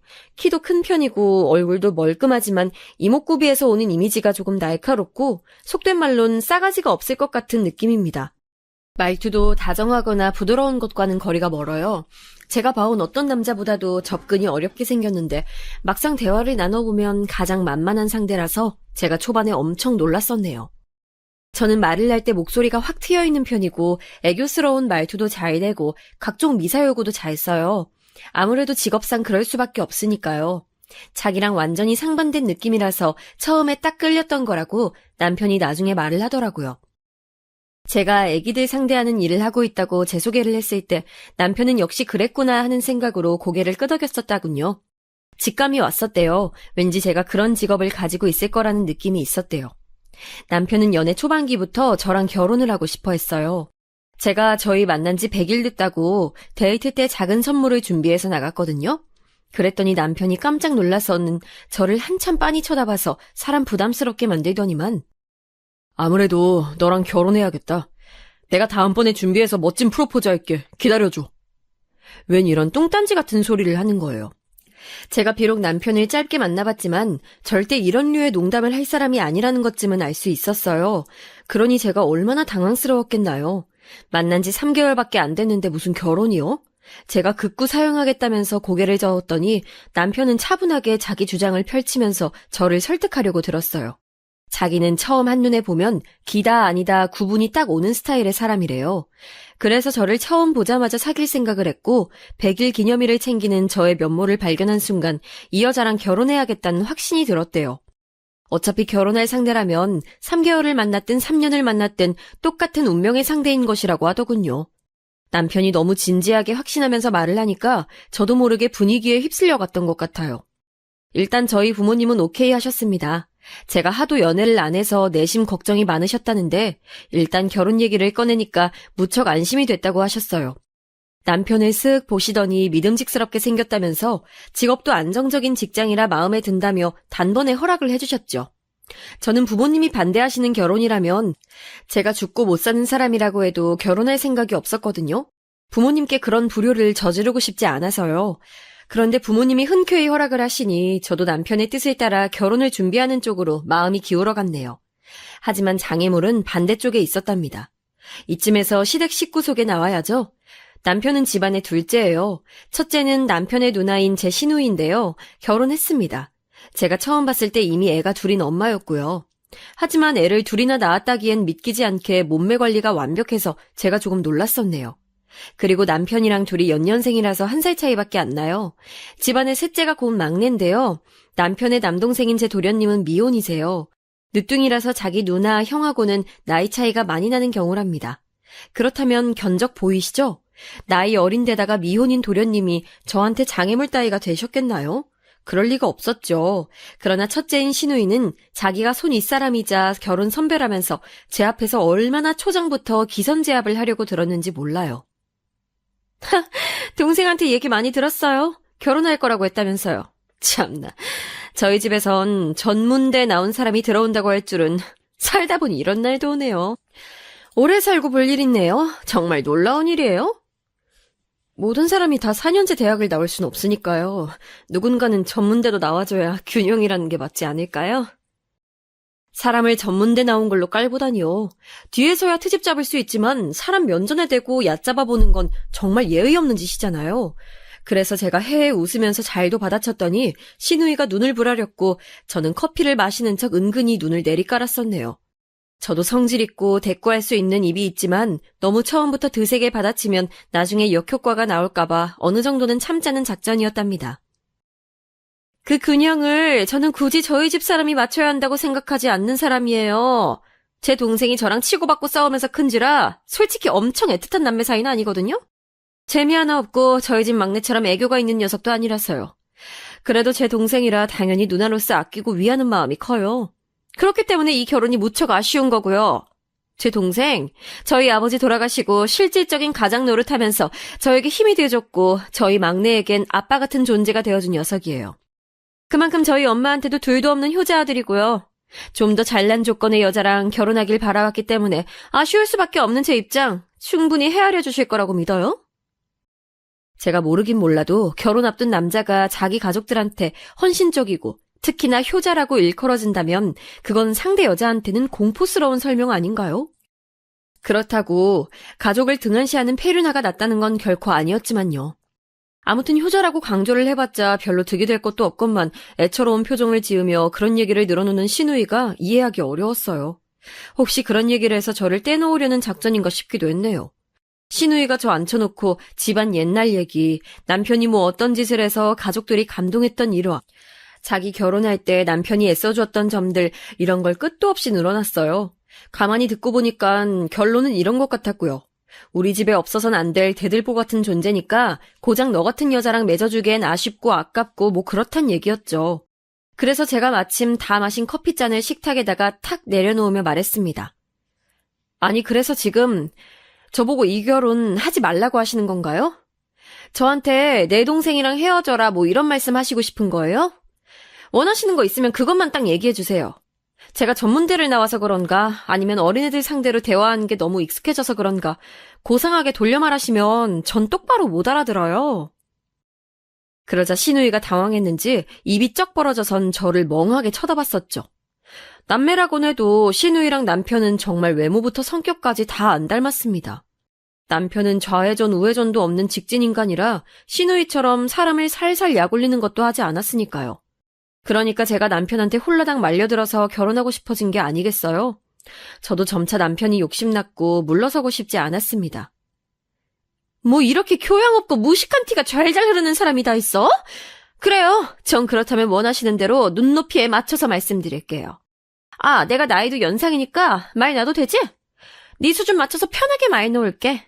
너 내 동생하고 꼭 결혼해야겠니? 지금 이 분위기 보면 모르겠어? 결혼해봤자 네가 편하게 결혼 생활 할 수 있을 것 같아? 편하게 안 하면 뭐? 불편하게 하나요? 어떻게 미래를 예측하고 말씀하시는 거예요?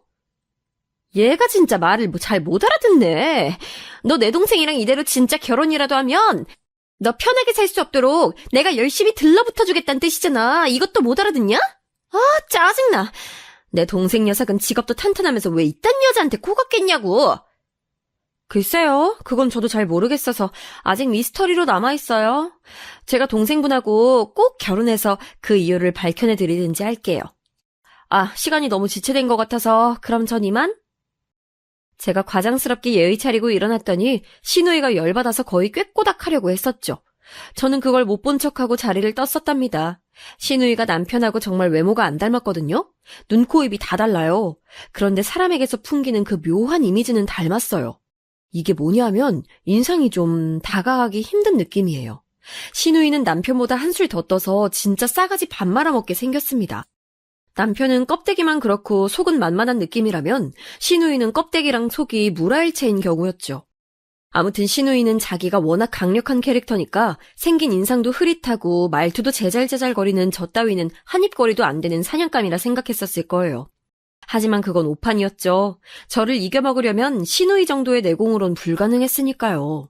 신우이가 저 때문에 열받아서 미치려고 하자 시댁의 최종 보스가 등장했어요. 당연히 두말할 것도 없이 그분은 시어머니셨지요. 발톱 어쩌고 수술을 받으시느라 잠시 부재 중이셨던 시어머니께서 돌아오셨고 본격적으로 감히 내 큰아들을 채가려는 자격미달의 여자인 저를 처치하려고 드셨습니다. 그 낌새를 눈치챈 저는 남편에게 미션을 내렸어요. 자기야, 어머님 이기고 와. 나랑 언제든지 결혼해도 좋다는 어머님의 시원한 허락을 받아온다면 그럼 내가 결혼해줄게. 그런데 지지부진한 결과물을 들고 온다면 난 이 결혼 안 해. 교회도 같이 안 다녀줄 거야. 결과는 어떻게 됐을까요? 네, 당연하지만 남편이 미션을 성공하고 승전보를 저에게 들고 왔으니 결혼까지 했던 거죠. 신우이란 인물이 어떻게 나왔겠어요? 보고 자란 게 있으니까 그렇게 컸겠죠? 바로 자기 엄마요. 역시나 시어머니께서는 만만치 않은 분이셨답니다. 제 배경을 비롯한 제 모든 조건이 마음에 안 든다고 하셨어요. 돌아가신 시어버지까지 들먹이시면서 그 양반이 살아있었으면 이 결혼에 회의적인 반응을 보였을 게 분명하다는 등 저를 앞에 앉혀놓고 괜히 그런 소리나 하시더라고요. 그래서 제가 또 헤헤 웃으면서 눈치 없는 척 말씀드렸죠. 아, 근데 이미 돌아가셨잖아요. 자리에 없으신 분의 뜻을 궁금해하시는 건 의미 없지 않을까요? 남은 사람들끼리 잘 살면 될 것 같아요. 그렇지 않으세요? 그러자 시어머니께서 화를 참으시느라 콧구멍을 벌렁벌렁거리시는 게 다 보이더라고요. 애써 못 본 척하면서 고개를 돌렸었네요. 솔직히 시댁의 실세들이 반대한다는데 어느 여자가 그 결혼을 기꺼워하겠나요? 그럼에도 제가 결혼을 하고 싶었던 건 정말 솔직히 말해서 냉정하게 제 조건으로 다시는 남편 같은 남자를 만나기란 어려울 것 같았어요. 특히나 결혼 상대라면 더더욱이요. 또 신우이가 괘씸하기도 했거든요. 왜냐하면 신우이의 남편인 제 시매부 되시는 분께서는 벌이가 그저 그런 분이셨더라고요. 게다가 신우이는 자기 시댁을 좀 챙기면서 살아야 하는 처지 같았고요. 그래서 신우이는 남편이 자기 애들한테 용돈 잘 찔러주고 이것저것 많이 챙겨주길 원하는 사람이었어요. 남편한테 빨대 꽂았던 것이죠. 그리고 이 빨대 크기를 애들 커가는 것에 맞춰서 늘려갈 요량이었는데 제가 등장한 겁니다. 결혼하게 됐으니 이제 남편은 자기가 꾸릴 가정에만 집중하게 생겼죠. 신우이로서는 비상이었던 거예요. 게다가 제 집안 배경이 형편없다는 건 뭘 의미했겠어요? 제가 돈이 없어서 남편이 혼자 결혼 비용을 열심히 부담해야 한다는 얘기니까 시누이는 자기가 더 이상 돈을 뜯어먹을 수 없겠구나 싶어졌던 것입니다. 그러니까 여러모로 제가 싫었던 거예요. 만약 제가 학력이 어떻든 직업이 어떻든 간에 집에 돈만 많았어도 시누이는 저를 쌍수들고 환영했을걸요? 그래서 너무 괘씸한 듯 느껴졌어요. 자기 동생한테 빨대 못 꽂게 되었다고 저를 쳐내려고 했던 것이니까요. 더더욱 결혼하고 싶어졌어요.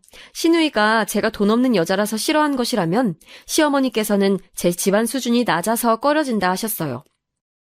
저희 엄마가 식당 일을 하신다는 걸 듣고는 낯빛이 확 바뀌셨을 정도였죠. 그 연세에 식당에서 주방 일을 하신다고? 듣기만 해도 구질구질해서 머리가 다 아파오네. 나한테 그런 세상은 완전히 다른 세상 이야기인데 식당 일을 10년 넘게 하셨다니 아유 이걸 나 어떻게 받아들여야 하나. 갑자기 두통이 일어나신다면서 시어머니께서 머리를 붙잡으셨을 때 제가 또 해맑게 조언을 드렸었죠. 고민되시면 그냥 좋게 받아들여주시면 감사할 것 같아요. 그럼 마음 편하시잖아요. 그랬더니 시어머니께서는 버럭하시면서 저를 혼내셨죠. 없이 사는 집안 주제에 그걸 부끄러이 여기지는 못할 망정 뭐가 그렇게 당당하냐면서 저한테 엄청 잔소리하셨어요. 저는 울상인 척하면서 고개를 주걱거렸지만 실상은 전혀 타격이 없었답니다. 무슨 공격을 하든 제가 왜 타격을 입지 않았냐고요? 그 해답은 제 과거에 달려 있었죠. 제가 정신 나간 무서운 사기꾼 만나서 곤혹스러웠던 이야기는 앞에서 말씀드렸죠. 우선 이것 때문에 웬만한 사건들은 놀랍지도 않게 받아들일 수 있도록 변한 것 같아요. 일상에서 자잘한 일을 겪어도 옛날에 그 일에 비하자면 전혀 심각하지도 무섭지도 않으니까 그냥 아 그렇구나 하고 넘기는 모습이 저에게 생긴 것이었죠. 그 사기꾼 놈이 저에게 남긴 유일한 긍정적 요소랍니다. 더 훨씬 이전으로 가보자면 저는 고아원 출신이었어요. 지금은 다 보육원으로 부르지만 당시엔 제가 있었던 곳이 고아원인 곳으로 기억을 합니다. 고아원에서 오래 살진 않았어요. 제 나이 8살 때 지금의 부모님을 만났고요. 저를 입양해 주셔서 저는 부모님의 딸이 되었고 한 가족이 되었답니다. 저에겐 오빠와 언니가 있어요. 철이 다 들고 나서부터는 셋이 잘 지냈는데요. 그 이전엔 소리 없는 전쟁이었죠. 저만 일방적으로 당하는 전쟁이요. 오빠와 언니는 편을 먹고 저를 괴롭혔어요. 사소하게 약 올리고 못 살게 구는 것은 그냥 예사였고요. 저는 오빠의 샌드백이라서 걸핏하면 얻어 터졌고 언니가 마음대로 가지고 노는 장난감이었기에 가위로 아무렇게나 머리칼을 잘린 적도 있었어요. 그리고선 두 사람은 저에게 만약 부모님한테 이른다면 너를 다시 갖다 버리라고 말씀을 드릴 거다라고 매번 저를 협박했습니다. 저는 가정이라는 울타리 밖으로 버림받고 싶지 않아서 꾹 참으면서 힘든 시간들을 버텨냈어요. 사실 한 집에 사는데 부모님이라고 그 사실을 모르셨을까요? 어느 정도는 아셨어요. 하지만 당신들의 친자식들을 위해서 묵인하셨던 것이죠. 그렇게 해야 아이들끼리 진심으로 잘 섞여 들어갈 거라고 믿으셨대요. 당신들이 개입하면 새 아이들의 관계가 영영 어그러질까봐 그게 걱정되셔서 가만히 두셨대요. 나중에 들은 걸로는 아무튼 그랬다고 하시더라고요. 제가 당한 괴롭힘의 진짜 수위를 아셨다면 부모님이 당장 끼어드셨겠죠. 하지만 그 정도일 거라고는 상상도 못하셨기에 방관을 하셨던 거예요. 저를 완전히 굴복시키고자 했던 오빠와 언니에겐 미안하게도 저에게는 타고난 독종 기질이라는 게 있었던 것 같아요. 두 사람이 저를 밟으면 밟을수록 저는 수그러들기보다는 꿋꿋해졌죠. 시간이 좀 지나면서 그래도 점차 융합되기 시작했어요. 저희 집은 원래 잘 살았습니다. 가난했다면 이미 애가 둘이나 있는데 또 하나를 입양하지도 않았겠죠? 그렇기에 오빠와 언니가 고아 주제에 우리 집으로 와서 따뜻한 밥 먹고 좋은 옷 입는다며 짜증을 냈었던 건데요. 정말 가슴 아프게도 저희 집의 경제적인 평탄함은 오래가지 못했어요. 제가 중학교 1학년 때 가세가 확 기울어져 버렸죠. 오빠는 고등학생이었고 언니는 중학교 3학년인 때였네요. 이때 처음으로 입양된 이후로 느껴본 적 없는 강한 두려움이 들었어요. 이 정도로 집이 어려워져서 작은 집으로 이사까지 가는 상황이라면 부모님이 진짜로 저를 버리시는 건 아닐까 하는 짐작이 들었기 때문이었죠. 갖고 싶은 거 절대 말하지 않았습니다. 모든 욕구를 다 참았고요. 민폐 안 끼치는 걸 보여드리려고 정말 많이 애썼던 것 같아요. 집에선 그래서 밥도 많이 안 먹었어요. 학교 급식에서 미친 듯이 많이 먹었고 집에선 먹는 것도 자제했습니다. 공부를 열심히 해야겠다는 판단이 선 것까진 좋았는데 머리가 안 따라주더라고요. 성적만큼 욕심이 안 나와서 속으로 많이 방황했어요. 그런데 생각지도 못하게 이런 어려운 시기를 거치면서 부모님과 가까워졌어요. 힘든 시간을 버티면서 애틋함이 솟아났었나 봐요. 부모님이 저를 버리시지 않을 거라는 확신이 그때가 되어서야 비로소 생겼답니다. 진심으로 저를 딸로 생각하고 계신다는 것을 알자 마음이 편해졌어요. 언니랑도 함께 사춘기를 나면서 같이 고민을 나눈 사이가 되었고요.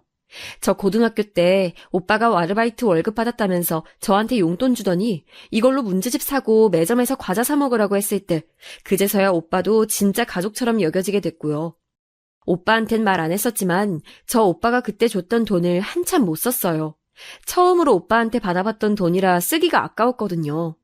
영어 사전 가운데에 그 돈을 끼워서 고이고이 간직했다가 괜히 지치고 힘든 날이 오면 그걸 펼쳐서 확인해봤어요. 그러면 입가에 미소가 지어졌죠. 어렸을 때는 오빠랑 언니가 저를 언젠가는 정말 처리해버리는 게 아닐까 하는 망상을 많이 했었고 나중에 자라면 오빠랑 언니한테 멋지게 복수하겠다는 미래를 꿈꿨었는데 셋이 정말로 남매가 되어 잘 지내게 될 줄은 몰랐었죠. 사람 관계란 어떻게 흘러갈지 모르는 것이더라고요. 물론 제가 6년 넘게 지독히도 시달리면서도 크게 내색 한 번 안 하고 독하게 그 집에서 버텼던 게 가장 유효했지만요. 게다가 제 직업이 뭔지 혹시 유추 가능하신가요? 유치원 교사랍니다. 제가 아이들을 너무 사랑해서 그 직업을 가지게 된 건 아니었고요. 진짜 어쩌다가 보니까 그렇게 길이 열려서 흘러들어가고 말았어요. 제 친구들 중에도 유치원 교사가 몇 명 있는데요. 원래 총 6명이 유치원 교사 모임이라서 같이 교류하는 사이였죠. 지역이 가까워서 정기적으로 만나서 저녁 먹었고요. 초반엔 참 좋았는데요. 몇 년 사이에 4명이 증발했어요. 못해 먹겠다고 하면서 사라져버렸죠. 4명 중에서 2명은 개 같은 원장 죽이고 나도 지옥 가고 싶은데 그럴 용기가 없어서 유치원을 그만둔다며 유치원 원장 탓을 하더니 영영 그 일을 때려쳤고요. 또 나머지 2명은 내가 애들을 보려고 일을 하는 것인지 애엄마들을 상대하려고 일을 하는 것인지 모르겠다며 일에 굉장한 회의감을 가지더니 고민 끝에 역시나 영영 그 일을 때려치웠어요. 저 말고 나머지 1명은 일찍 결혼했는데 그 신랑이란 사람이 빚이 좀 있어요. 여차저차해서 아무튼 돈 때문에 일을 한시도 쉴 수 없는 모양이었죠. 더럽고 치사해도 돈 때문에 붙어있는다고 그랬으니까요. 그렇다면 6명 중 마지막 남은 저요. 저도 개 같은 원장 만났고 저럴 거면 애를 유치원에 당최 왜 보내는 건가 싶은 또라이 애엄마들도 많이 겪었어요. 저라도 예외는 아니었다는 거죠. 그런데 유치원 일을 하면서 제 신조가 어쩌란 말이냐 이거거든요. 원장이 지랄을 해도 어쩌라는 건가 생각하다 보면 잊게 됐고요. 애엄마가 별 말도 안 되는 걸로 트집 잡으면서 난동을 부려도 나보고 어쩌란 걸까 생각하다 보면 그냥 또 지나가더라고요. 저는 농담 아니고 진짜 동네 마트에서 애엄마한테 머리채 잡혀서 뜯겨본 적도 있었어요.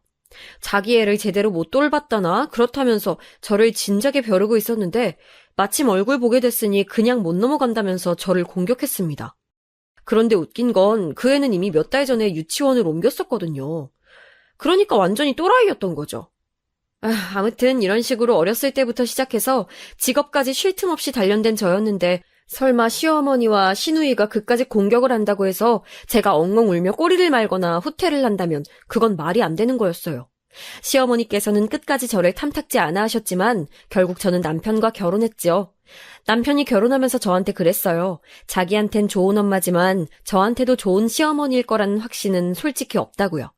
그런데 어쨌든 자기는 제 편이니까 그것만 알고 살아줬으면 좋겠다는 말을 해줬답니다. 전 어차피 시집살이 공격에 끄떡 안 하는 강철 방패 인간이니까 제 걱정 안 해도 된다고 남편을 안심시켰죠. 그렇게 결혼 생활 시작해서 남편이랑 나름 재밌게 살았어요. 장점이자 단점이라면 남편이 생각보다도 더 자기 직장에서 인정받는 사람이었더라고요. 연봉 인상도 계속 기대해 볼 만했고 무엇보다 급여에 보너스 찍히는 게 아주 쏠쏠했어요. 이렇게 되면 무조건 장점 같아 보이겠지만 그만큼 남편이 많이 바빴어요. 결혼 당시보다 몇 달이 지나자 훨씬 바빠져서 남편은 거의 직장에 매달려 있었네요. 남편은 저한테 이게 다 우리 부부의 미래를 위한 발판 마련이나 다름없으니까 유치원 교사 일도 오래 하지 말고 슬슬 그만둘 준비하라고 그랬어요. 조금만 더 하다가 다 끝내고 집안일 열심히 하면서 쇼핑 실컷 다니고 아이 가질 준비하고 그렇게 지내라고 했습니다. 태어나서 저한테 그렇게 여유로운 일상을 주문하는 사람은 처음 봤어요. 역시 남편하고 결혼하길 잘했다 싶더라고요. 저는 유치원 교사 일에 특별히 대단한 사명감도 없었고 그래서 남편의 뜻에 따르겠다고 했죠. 대신 금방 그만둘 생각까진 없었으므로 어느 정도 다니는 데까진 계속 유치원을 다니겠다고 했고요. 그런데 이게 화근이었을까요? 일이 그렇게 되려니까는 그랬던 것인지 제가 하필 학부모한테 부당한 해코지를 당하고 있을 때 시어머니께선 그걸 목격하셨어요. 유치원하고 멀지 않은 곳에 스타벅스가 새로 오픈해서 거길 가봤거든요. 그런데 거기서 어떤 아이 어머님을 딱 마주친 거예요. 저한테 자꾸 사적으로 연락하시면서 우리 애한테 이것 좀 해주세요. 우리 애 오늘 이거 했나요? 안 했나요? 이런 거 보내시는 분이라 특히 밤늦게나 새벽에도 보내셔서 제가 진짜 마음에 안 들어하고 있었거든요. 그래서 하필이면 그날 이틀 전에 그 어머님한테 글쎄요 라는 답장을 보냈었어요. 솔직히 그렇잖아요. 쓸데없는 내용을 보내봤자 저는 드릴 말씀이 없는데 그래서 글쎄요라고 홧김에 보내는데 그 어머님께서 무척 화가 나셨었나 봐요. 저를 보자 당장에 따지기 시작하셨죠. 손님들이 다 쳐다보길래 저는 쪽팔려서 밖으로 어머님을 유도했고요. 어머님이 계속 저한테 소리를 지르면서 그따위 정신머리로 애를 어떻게 돌보겠냐며 흥분하시길래 그럼 제가 지금 어떻게 해드릴까요? 무릎이라도 꿇을까요? 자포자기로 그런 말씀을 드렸어요. 그랬더니 그 어머님이 저보고 진짜 꿇을 것도 아닌데 허세 부리지 말라고 하시더라고요. 저한테 삿대질까지 날리는 것까지 보고 그냥 제가 무릎 꿇었어요. 안 그러면 도저히 안 끝나겠다 싶어서요. 아니나 다를까 제가 꿇으니까 그 어머님께서 조용해지셨습니다. 많이 놀라셨나 봐요. 그러더니 앞으로 애들 똑바로 보시라는 말을 남기신 채 주랭랑을 치셨죠. 저는 한숨을 쉬면서 무릎을 털고 일어났는데 앞불싸. 너 지금 여기서 뭐하니? 방금 그 사람은 유치원 애엄마인 것 같던데 유치원 교사라는 게 정말 비참하고도 비천하구나. 시어머니께서 저를 부르시는 게 아니겠어요? 그 스타벅스는 드라이브스루 매장이라고 해서 차에서 내리지 않고 그대로 차에 탄 채 주문을 해서 나가는 매장이었는데요. 시어머니께서 차를 타고 주문을 하시는 구역에 잠시 정차하셨다가 하필 저를 목격하신 것이었어요. 마치 운명의 장난과도 같았죠. 저는 할 말이 없어서 그냥 꾸벅 인사만 드렸고요. 그러자 시어머니께서는 깔깔거리며 눈빛으로는 저를 한없이 깔보셨습니다. 그런데 문득 조수석에 계시다는 걸 알아차렸어요. 그렇다면 운전석에 스타벅스 커피를 수령하고 계신 왠지 남성분으로 추정되는 저분은 누구란 건가요? 궁금증이 피어올랐는데 얼마 후 해결이 됐어요. 다름 아니라 시어머니의 남자친구였습니다.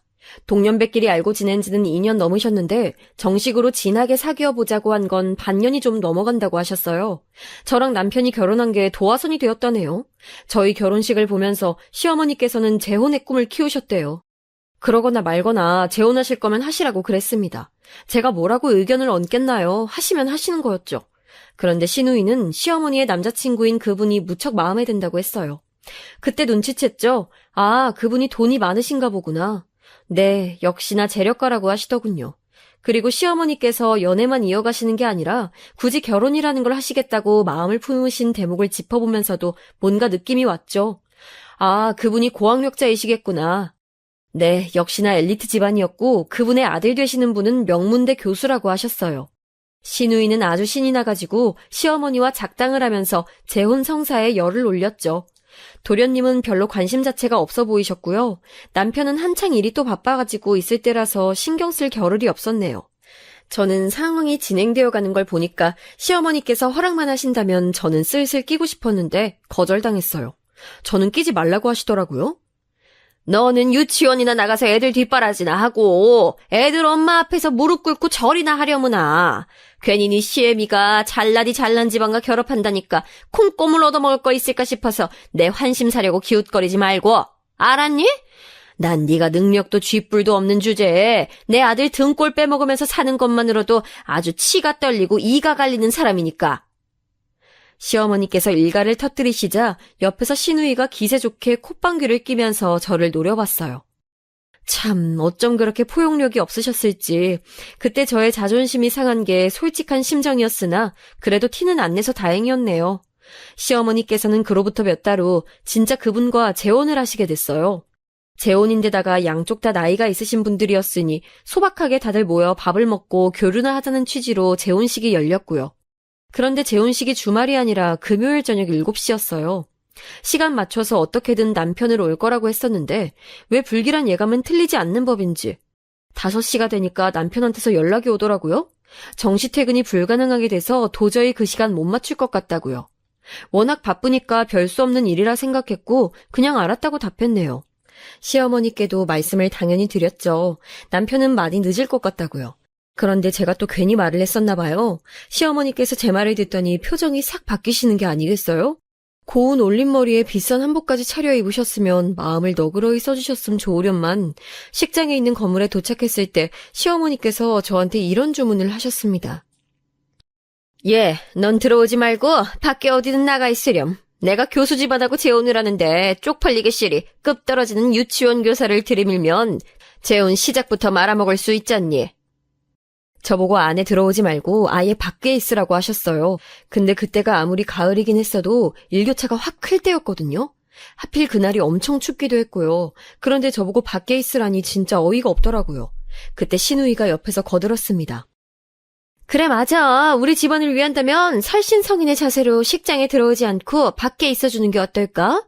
밖에 있다가 혹시나 유치원 애엄마 마주치거든 꼭 무릎 꿇어드리고 알았지? 그러면서 시어머니랑 마주보면서 피식 웃더라고요.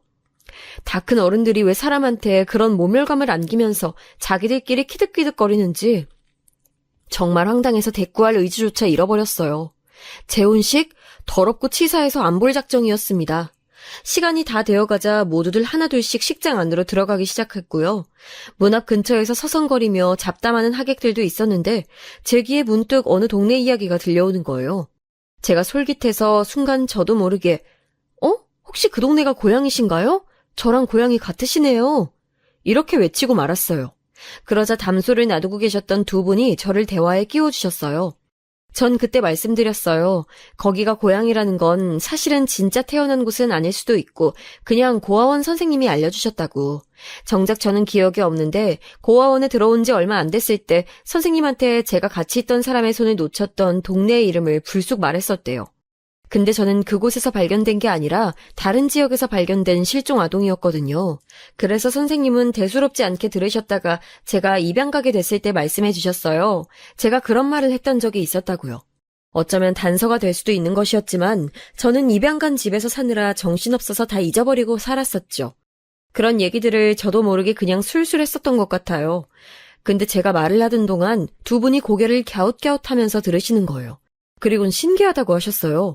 저는 뭐가 신기하단 건 줄 모르니까 그냥 그러려니 했고요.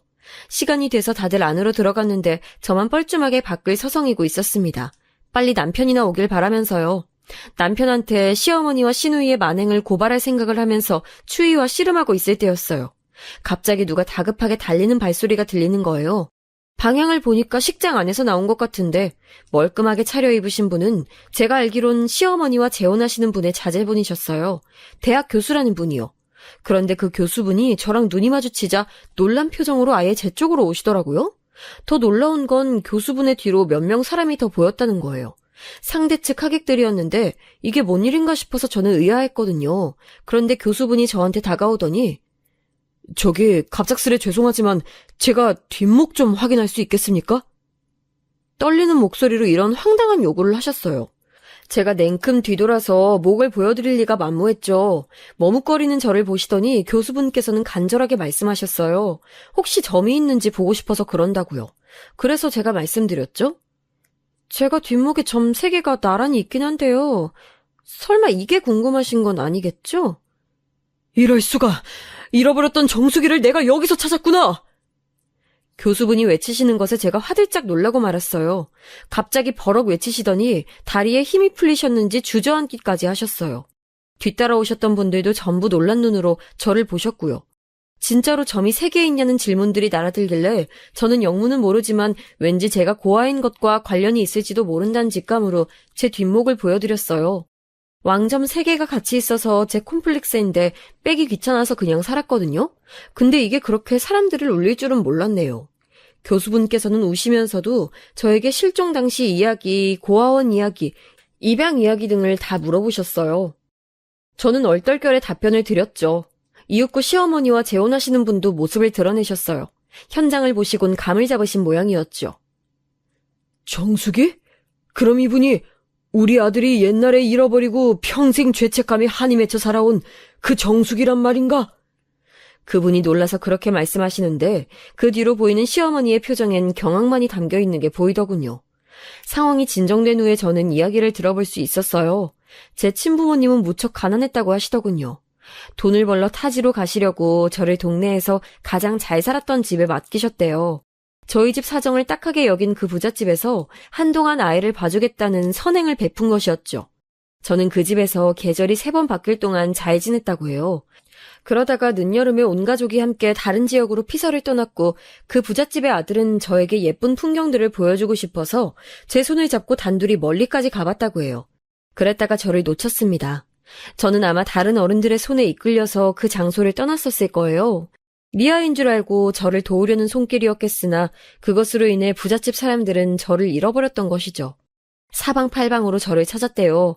하지만 소식은 없었고 가을이 끝날 무렵 제 친부모님이 저를 찾으러 부잣집에 방문하셨다가 제 실종 소식을 접하셨죠. 저를 찾으러 다니시다가 이듬해 친아버지께선 교통사고로 돌아가셨고요. 친어머니께선 4년 후에 병을 얻어서 갑자기 세상을 뜨셨대요. 마지막까지 저를 보고 싶어 하셨대요. 저를 맡아주었던 그 부잣집이 바로 시어머니의 재혼상대 집안이었고 그 집안의 명문대 교수님이 바로 옛날에 제 손을 놓치고 저를 잃어버리신 뒤 죄책감으로 내내 힘들어하셨던 분이셨습니다. 식장 앞에서 저와 대화를 나눴던 두 분은 그 집안의 친척분들이셨는데 당연히 옛 실종 사건을 알고 계셨기 때문에 제 얘기를 듣는 동안 왜 조건이 맞아떨어지는 것 같지라는 생각을 품으셨대요. 그래서 식장 안에서 교수분께 슬쩍 제 이야기를 전했던 것이죠. 결과는 제가 그토록 그 집안 사람들이 찾아 헤맸던 정수기가 맞는 것으로 드러났고요. 제가 살아온 이름은 완전히 다른 이름이었기에 어색했지만 저를 부르짖으며 이제라도 속죄하게 돼서 다행이라며 우시는 분들을 보니까 마음 한구석이 울컥하더라고요. 늦게 도착한 남편은 이게 다 무슨 상황이냐며 어리둥절했어요. 하지만 시어머니만큼 어리둥절했을까요? 저는 본능적으로 제가 우위를 점하고 있음을 알았답니다. 어머님, 제 생각엔 어머님의 잘난 유치원 교사 며느리가요, 입 한 번 뻥끗하는 걸로 어머님의 재혼을 없던 일로 되돌릴 수 있는 능력을 지닌 것 같아요. 이걸 어떡하죠? 시어머니께서는 아연실색하셨죠. 우선 제 존재의 등장으로 인해 시어머니의 정식 재혼은 잠시 미뤄지는 걸로 가닥이 잡혔어요. 법적으로 부부가 되는 건 멀고도 멀었단 얘기였죠. 저는 이미 그 집안의 수양딸로 등극을 해버렸고요. 저한테 정식으로 재산 떼어주겠다고 하시네요. 제 과거가 밝혀지자 저희 부모님, 오빠, 언니 모두 난리였고요. 시어머니와 시누이는 제 앞에서 입을 꾹 다물고 지내세요. 괜히 쓸데없는 말실수라도 해서 제 심기를 거스르니 차라리 입을 다무는 편을 택하셨나 봐요. 기억에서 가물가물한 저의 옛 과거가 현재의 저를 뒤흔들 줄은 저도 몰랐고 아직 실감이 안 나기도 하지만 앞으로 제가 이 상황을 현명하게 잘 끌어나가야겠죠.